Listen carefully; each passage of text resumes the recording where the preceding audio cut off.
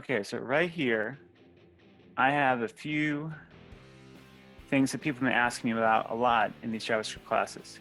When we create variables, very often in other people's code, we see them using var or let. So the question is, what do var and let do? What does const do? Can I get away with not using them? Like, what are the problems or the advantages of all these different words? So let's just play with this in a practical experiment. When I run this code, I'm gonna get 2 lines printed out. The first is because of line 6, okay? So let's focus on that one for a second. W equals 6, var x equals 7, let y equals 8, const z equals 9. So these words can be kind of confusing, but so far, they're not really interfering with assignment much.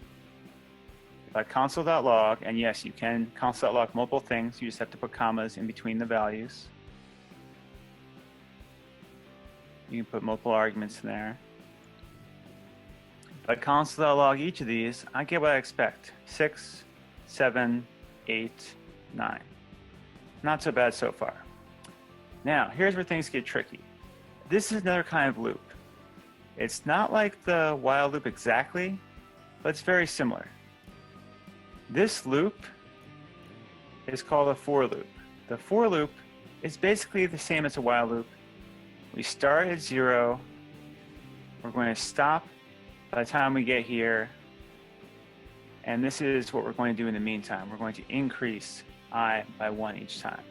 It's kind of like an abbreviation of the while loop we just did. So how many times is this for loop going to run? What do you guys think? It says 1 time, Javier 1 time, Jarvis 1 time. You guys are right. Running 1 time. And we can even test it out by saying console.log I. Yep, 0. Okay? And it's interesting that 0, after the loop runs, it becomes 1, and then it's too high, so we stop. Now, inside this loop, we try to reassign all of these values just as we did above. So W, instead of being 6, will become 16. X, var x will now be 17. Let y equals 18. Const z equals 19. You see at the bottom, I console.log what things are at the end.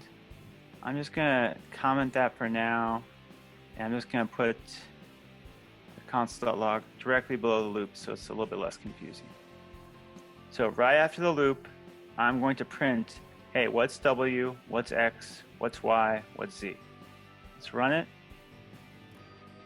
Okay, so I get 6, 7, 8, 9. That's coming from line 6.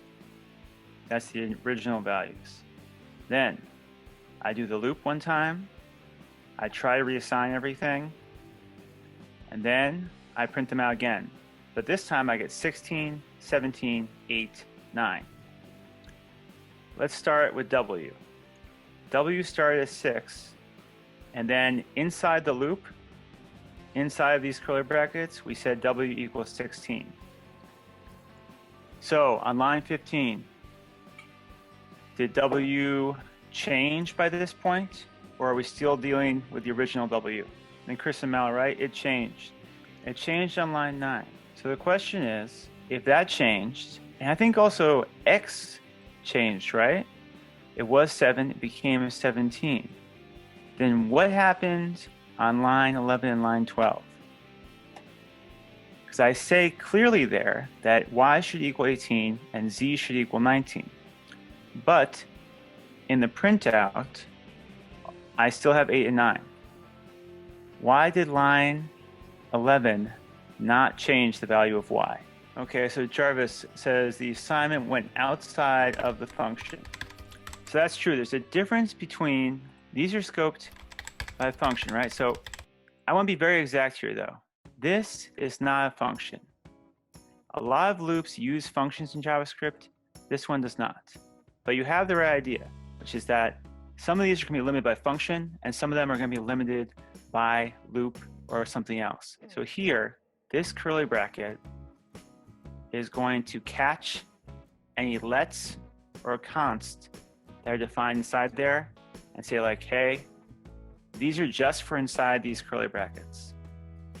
This is a different y than I get up here.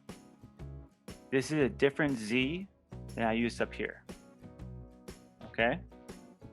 So if I move line 15 to inside of my loop, what's going to happen?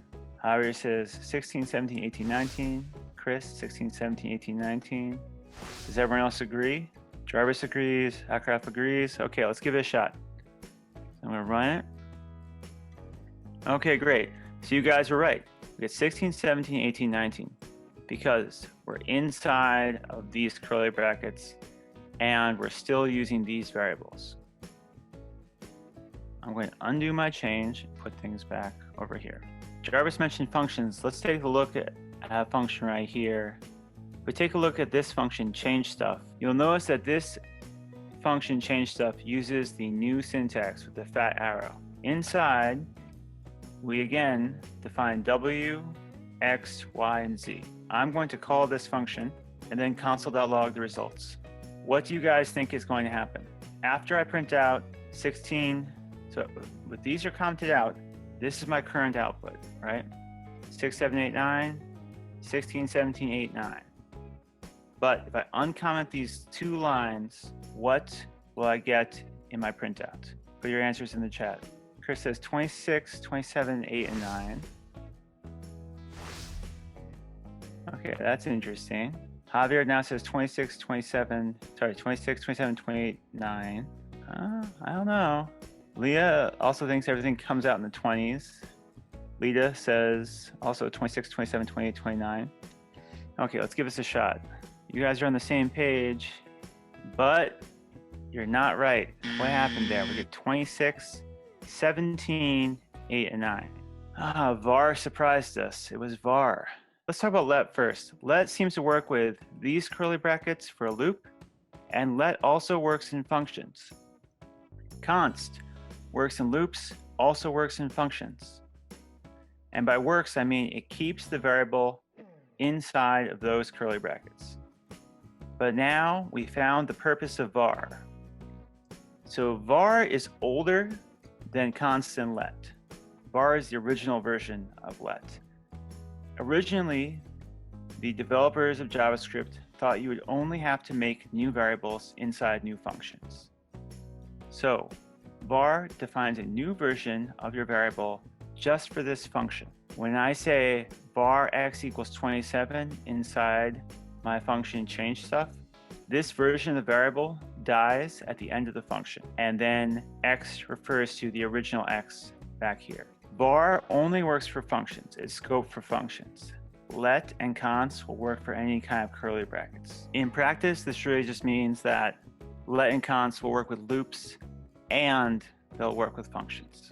W is not scoped at all, and you have to be very careful because if you don't use let or var, then you're always risking overwriting a variable somewhere else in the code. So best practice these days is to, when in doubt, use let. If you're not sure, I lean towards let. In old code, the old practice was, when in doubt, use var. Now you'll still see a lot of var in current code, and that's for two reasons. One is that JavaScript just builds on top of old practices. They're not going to get rid of the old operators. They keep those old things because they don't want to break the old code. The next reason is just basically like people are in the habit of using var. It's all over their syntax. It's something you see a lot. You might have seen it. If you've done any free lessons online, you've probably run into a lot of var that's just used all the time without explanation. Very often when I do free classes, people ask me, but shouldn't that be var? Shouldn't that be let? Shouldn't that be something? Yeah, you should use let when in doubt, but it's used for a reason. If you just use it outside of a function and outside of a loop, you're not really doing anything. The goal of using let, var, or const is to keep your variables from overlapping with each other, to keep your variables organized. So when in doubt, use them, but if you're not sure and you're not inside of a function, don't worry about it so much. Let's get a little bit tricky. I have another function here, double. Now this is going to do something new. I say w equals 26, var x equals 27, y equals 28. You know what? I should have made these slightly different numbers. Let's make it 36, 37, 38, 39. And if you ever want to get my updated code, you can reload the page or reload the address I sent you originally, and you'll get my updated code. First, I assign all of these 36, 37, 38, 39. Then I assign them again to 260, 270, 280, 290. And then I try to print them out. So what's going to happen when I click run? Let's look at the specific error. So first, an error on line 34. So let's go to line 34. And my error says, identifier Y has already been declared. Okay, Cassie, good job, Cassie. So let will not let you redefine that same variable with let again in the same scope. What we want to do if we're reassigning is we can delete that let and just say now y will equal 280. Okay, I've deleted the problem that caused that error. What's going to happen now? Will the code run, or is there still a problem? Alice sees a problem, yeah. Const, another error. That's right, Leah sees it, Chris sees it. Okay, let's run, and sure enough, identifier Z has already been declared. Well, it stopped complaining about 34 when I deleted let. What if I just delete const? Now, will I still have an error or not? Chris says still an error.